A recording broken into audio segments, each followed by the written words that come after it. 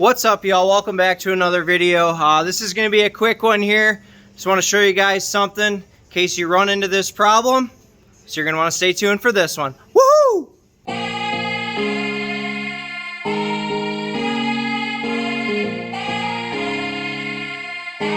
were able to tell that I had ran them. So I'm going to kind of show you guys.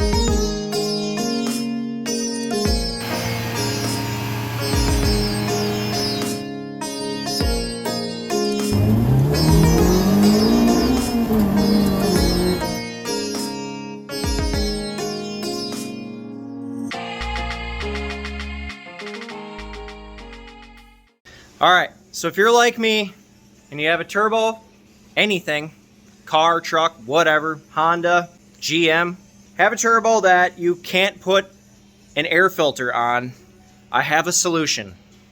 So, let me show you our issue here. So, my turbo literally is pretty much butted right up against my radiator.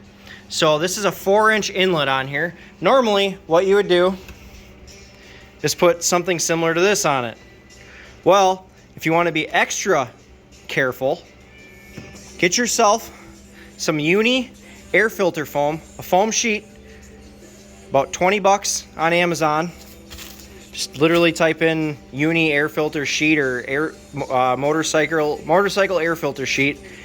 What you do, trace out the filter just about an inch bigger than this itself, and you'll fold it over and you can use the clamp to hold it, but you'll put it on the front side so that way if it deteriorates, it won't, or shouldn't even say deteriorate, this way it won't suck it in. So it'll be like this on the outside of it.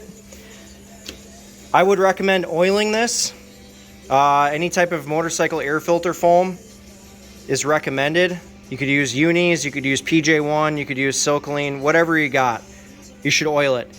If you don't, not a huge deal, but it will definitely filter out a lot more particulates. So we'll get this cut and I'll just show you kind of how it is installed. Just traced around. It's about an inch bigger all the way around, and we'll cut it out with some scissors. Got your foam sheet. Should be able to make probably 3 out of 1 sheet. So yeah, and if you have a smaller inlet turbo, even better. You won't even have to use as much. Alright, so here's the finished product. It's a little hard to get the clamp on, but it is doable. You just gotta kind of, work it a little bit. But yeah, you could clean this up a little bit too. I'll probably take a little bit of time and clean this edge up a little bit, but yeah, it actually works pretty good. So we'll shoot her with some air filter foam oil. It should be good. Okay, this is what I'll be using. Give her a good shake. A little spritz.